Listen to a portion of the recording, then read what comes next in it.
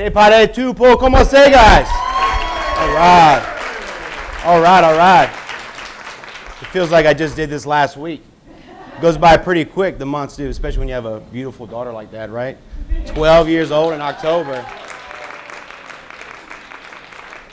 All right, guys, we're doing a nice summertime dish, Asian influence, big time, okay? We're going to do a nice fried rice. It's going to have some fresh Napa cabbage in it. It's going to have some fresh corn. With the corn, I just took some corn on the cob, clean it, and just take your knife and take it off. You don't have to cook it anyway, just shave the corn off of it. We have some miso, a couple things that I don't know if everybody's familiar with. Miso is fermented soybean paste. So it has a nice smoky flavor and a good bit of salt, nice roasted flavor. We have some parboiled rice that we cooked off ahead of time. Long grain parboiled rice. Parboiled just means at the factory or wherever it's cooked a little bit, so you don't get that stickiness. You do some, when you cook in a rice cooker, some of that regular rice gets real sticky and mushy. Well, parboiled kind of cuts that out a little bit, makes it a little bit easier to cook with. Some soy sauce, some garlic, our butter. Let me get this tuna over here. Did y'all see this tuna, how beautiful it is? It's gorgeous, right? Let me tell you what this tuna is. It's actually sashimi grade, but it's called saku block. And what it is it comes in frozen. This is actually what every sushi restaurant uses. It's a block like this, and it comes in a block ready to go. And it has a CO2, it's like a CO2 smoke on it that it helps retain its color. But every sushi restaurant in all the world uses this stuff. So as you can see, they put it down, slice it up, and put it on the sushi. It makes it really easy. But it's actually a really, really good product, and it's not too cheap either. But where do you get it? I get it from my rep. Where you get it, probably nowhere. But what you could do is go to probably Whole Foods, something like that. I mean, Publix has tuna, and it is, sushi grade. Maybe get it on a good day when it's nice and fresh. After it sits a while, it'll kind of oxidize, and some of that nice redness will go away. But it's still sashimi grade. You can eat it raw, just as good. So the sauce is a glaze. Okay, this is actually the first step. I did already, but it's really easy, and you have a lot of room for error, okay? It's not hard to do. But we took 4 cups of apple cider vinegar, and we took, 1.5 cups of granulated sugar, and we just reduced it down to half, and that's it. If you go a little bit more than half, it's okay, all right? But that's a gas streak, okay? And this is kind of our balsamic reduction. Everybody always wants that recipe. It's pretty much the same ratio. If you want to do that with the balsamic vinegar and brown sugar is what we do for our balsamic reduction. I already did that just to make it easy because it'll take about 30, 45 minutes, so that'd be pretty much the whole show. But a good way for the sauce is once you've reduced it by half, you put all the ingredients right when it's finished reducing. So you'll bloom all those ingredients like the ginger and the cilantro, and it'll bring all the flavor and the smell out of it. And then you want to let it sit overnight. It's better to do that. The flavors will marry a lot better.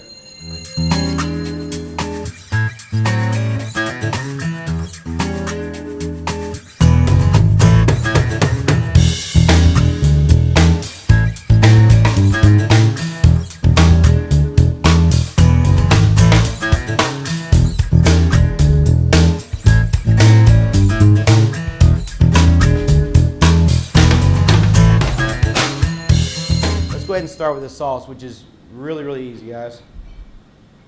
Actually, I didn't do a lot of cutting just so I can cut for y'all and just make it kind of interesting and entertaining, I hope.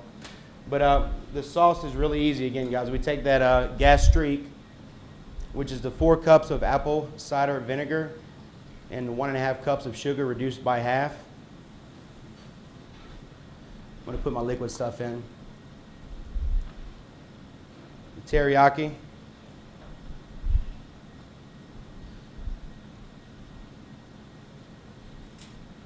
Minced garlic.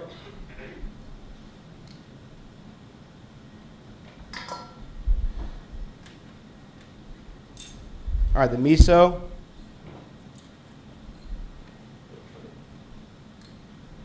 I'm using a couple of things in both the recipes, so.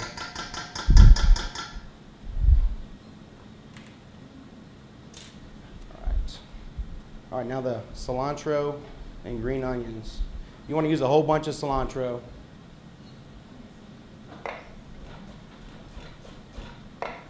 And if you have any questions through this process, let me know, guys. Go ahead. What you got? The teriyaki, did you make it or is it? No, it's just kikkoman. Yeah. I'd probably want to cut a little bit more than I'm going to, but I don't want the table to fall. So let's pretend like we mince it up just a little bit more.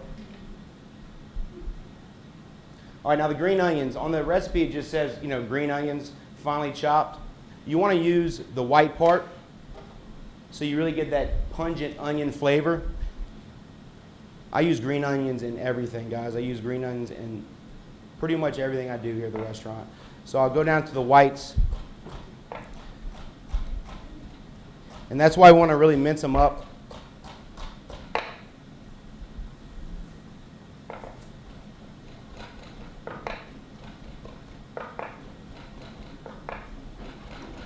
All right, again, I go a little bit further. All right, we have some ginger.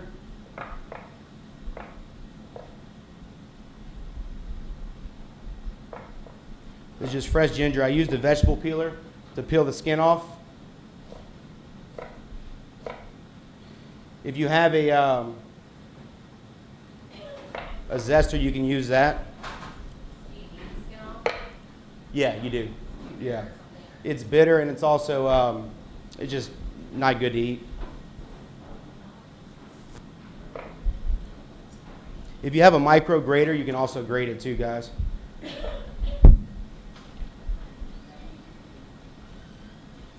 This sauce is actually really good in a lot of different things too, guys. If y'all want to do just like a sashimi or like a carpaccio with a tuna, cruda,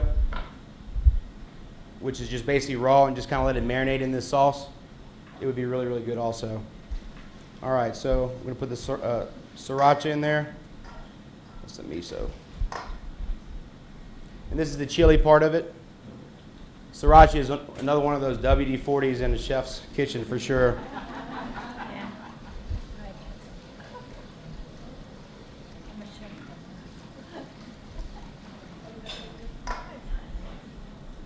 All right, we're going to start heating this pan up for our rice. So again, the day before would be great for this. Let those sauces really come together and form a union in your mouth. You know what I'm saying? All right, so that miso broke up. We'll save that for later. We got a lot of stuff going on today, huh? Okay. We want to get this pan nice and hot, guys. We want to hear that shh so we can actually saute, which means jump. Jump, yes, that's what that means. In ballet, it's called a saute. In cooking, it's called saute, but it's the same word. So, all right. So the EVOO, extra virgin olive oil, we'll get it nice and hot, close to smoke point, which means it's getting hot to where it's going to start smoking and almost burning, because we want to get it really, really hot. So this cabbage is Napa cabbage. You can use whatever cabbage you want. You can put some sprouts in here. You can put some cilantro in here. There's a lot of different things you can do. You can also take this recipe and have some grilled chicken, cut up the grilled chicken, and when you put in the first cabbage and stuff, put that grilled chicken in to make like a chicken fried rice. You can put some egg in there, whatever you want. Our protein is, obviously light, tuna. It's not very fatty.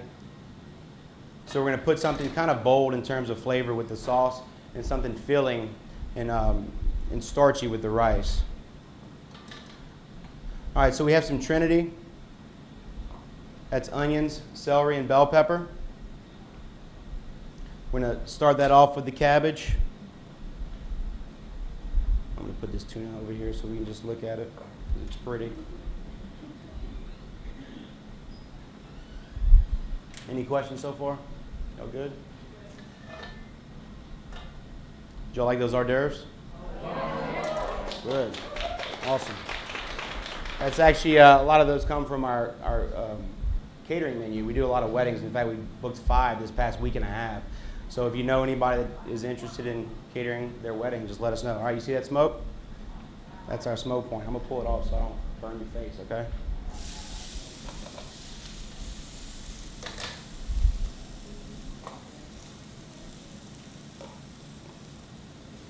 I'm a cleaner as you go. I can't stand this mess. Tammy's like, yeah, right. See your guys' room. Why don't you fold your damn clothes in? All right, we put that Trinity in there. That beautiful Napa cabbage. That sweet corn, local.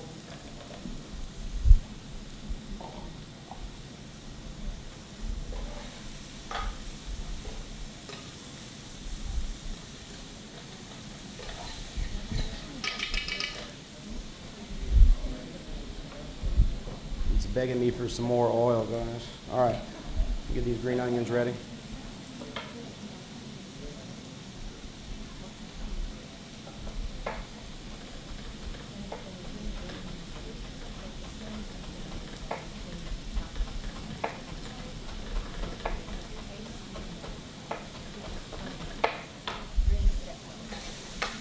All right, we don't put the garlic in until this is caramelized down a little bit. Garlic gets really bitter and it cooks quickly, so we don't want to burn the garlic. So we're gonna let this cook by itself for a little bit. Y'all smell it?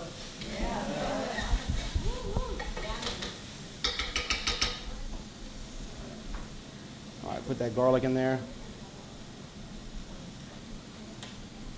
Let's put these green onions. Okay. They wanted more fat?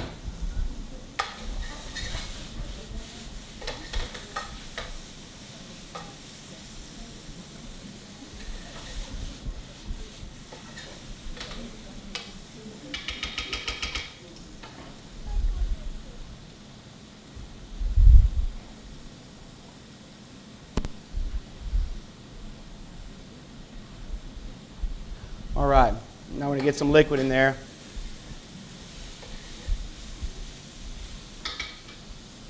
Let's put that miso.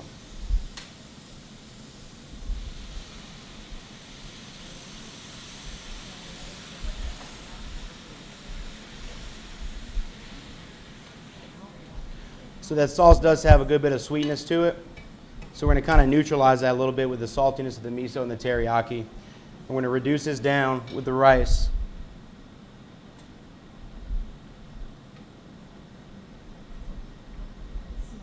We want to get this rice nice and dirty.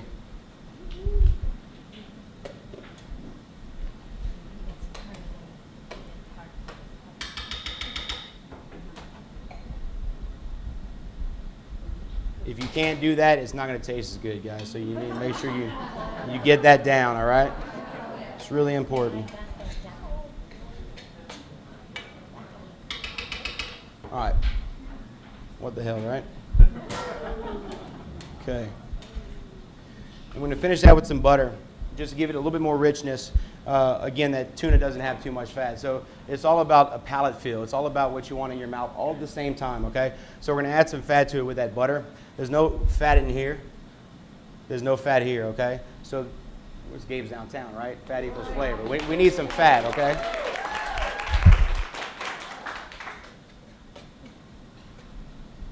So once that rice is nice and warm through, we'll put that butter in there.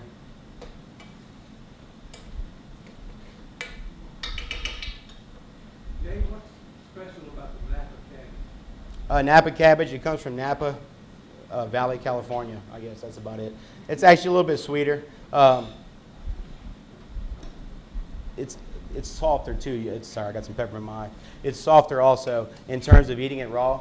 It's a lot more appetizing than eating normal cabbage raw. We'll use it in our slaw that goes on our salmon and our pork sandwich, pork schnitzel sandwich for lunch.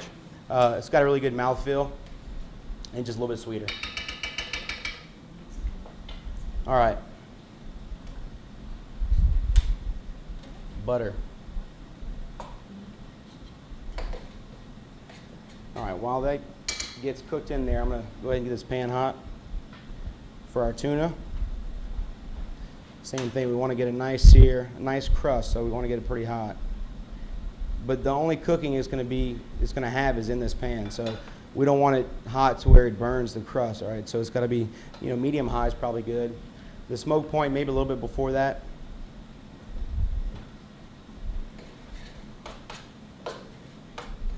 I didn't add any salt to this because of that miso and that teriyaki. It's probably got enough sodium in it. The sweetness of the corn will kind of, oh, this looks good, guys.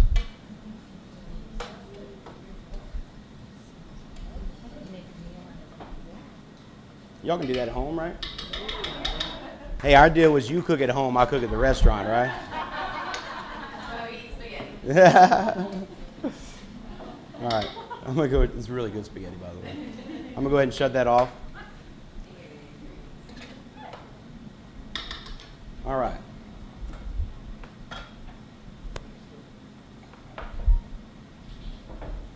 This is a mess. So it's basically tuna au poivre, okay? We're gonna crust it with some pepper, kosher salt. You remember when we're seasoning, it's a nice big thick fillet, so we're seasoning the inside of it also. So we gotta account for that when we're seasoning the outside. And also when you sear it, some of the sodium and also the capsaicin and the pepper will kind of go away. So it's not gonna translate this much seasoning when you eat it.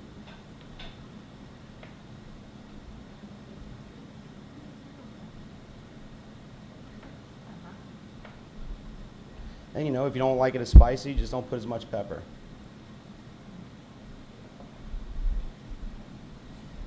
When I have to eat cooked tuna, I just want it cooked enough on both sides to get a little crust, and that's about it. I really wouldn't eat this. I probably would just cut it up just like that and eat it tartare style, but we don't have to cook it that much. So.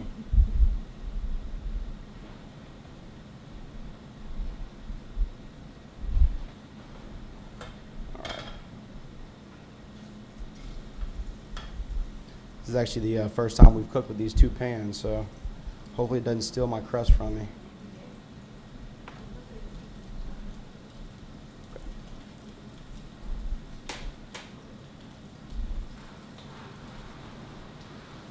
Any questions, guys?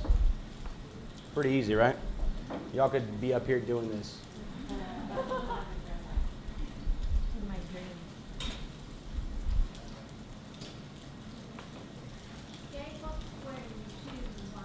What's that? Cookware. I'm sorry. Cookware. Cookware? I mean, nothing spectacular. I mean, as long as it's pretty thick. I mean, if I had my, ultimate choice, something copper bottom, half-inch, quarter-inch thick is probably what I would like the best. It just maintains the heat and cooks it really, really evenly. Just the thicker, the better, really.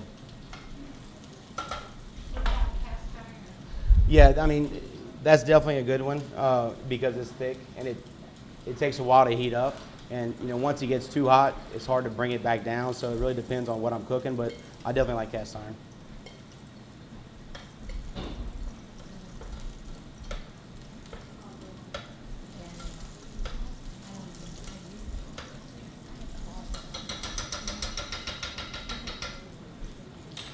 And in terms of protein with this, I talked about chicken. Salmon would be really good. Really anything with that fried rice and that sauce. Some shrimp, grilled shrimp.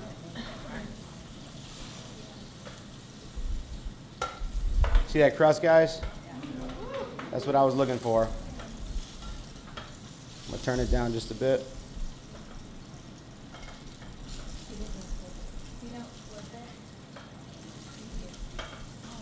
I'm putting the oil on top of it just so it can kind of coat the outside and cook that a little bit.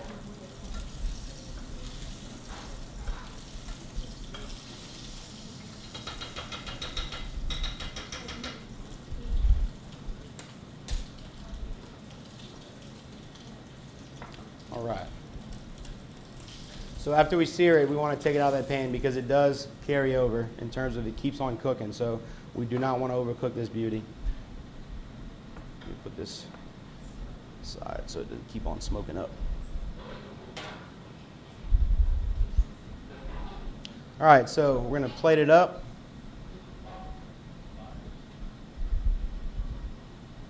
It's funny, the industry has kind of switched up a little bit. It used to be real nouveau, just, the plating was just impeccable. I'd have a ring mold and, take my time with it a little straight. It's really rustic. It's just kind of, it's down home is taking over the fine dining restaurant. I mean, there's not many fine dining restaurants you go to where you have to have a suit and tie anymore. You know what I mean? You know, our menus are paper, and it's kind of cool actually. You know, it's just like pate was once a peasant food, a way to cure something and keep it, have food for the winter time. You know, now it's, you know, a charcuterie plate, and you can only get pate at a fine dining restaurant. Well, the same goes for boudin and a lot of different things. Well, those cultural peasant foods are just at the forefront right now in the industry, and it's really, really cool, at least to me. So, all right.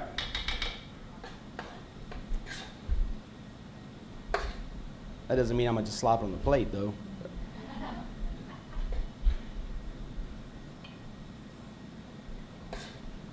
And if the tuna is cold, it's all right. I mean, obviously it will be cold.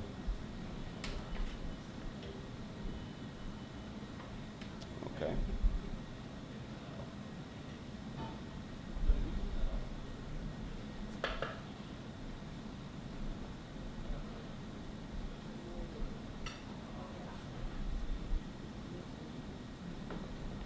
Everybody can see that?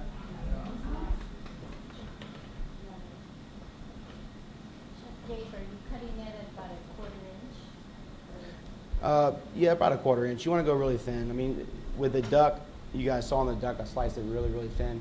And you always want to go against the grains because it makes it a lot more tender. So, but yeah, really thin.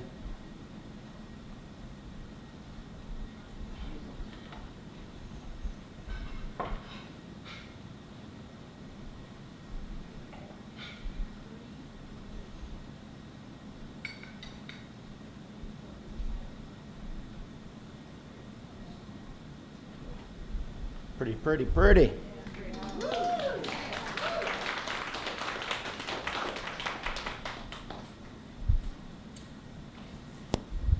And this sauce, it has the feel of kind of like a vinaigrette. You know, it's just really light, but it's got a punch.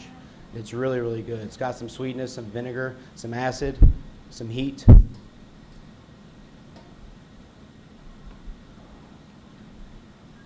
Man, got that dog that look good, yeah. Ooh, that looks really good. Okay. The only thing is, guys, I can only get one piece of saku block, so I'm not doing a tasting with this dish tonight. We're gonna do some fried chicken instead. Is that okay? I think I'd have a riot. Yeah, it's yours. It's actually we're gonna do we're gonna bit it off. All right, and to finish it off. All this is egg roll skins. You see my helper back there burnt the crap out of my hand right before I came out here. So we're gonna finish off. These are just egg roll skins, like wontons. So we julienne them, which means just slice it really, really thin, 350 degrees. Drop it down for a good 30 seconds to 45 seconds. A little kosher salt gets a nice crisp to the dish. I don't want to hide it, so just a little bit. Pan-seared yellowfin tuna, guys.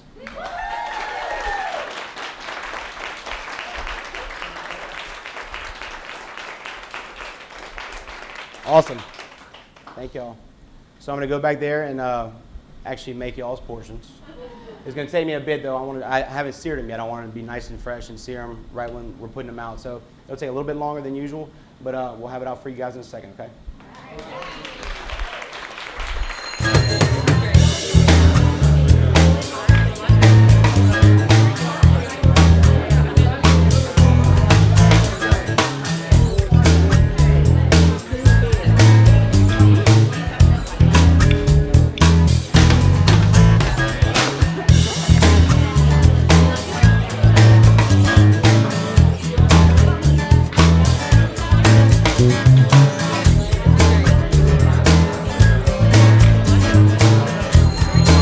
All right, guys, what y'all think?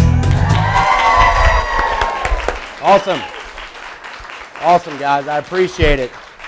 We don't just do Louisiana food here, right? We got some tuna and a whole bunch of different stuff. We can do it all. We can do it all. All right, guys, but I really appreciate you guys coming tonight. It was a lot of fun. And remember, at Gabe's Downtown, fat equals flavor.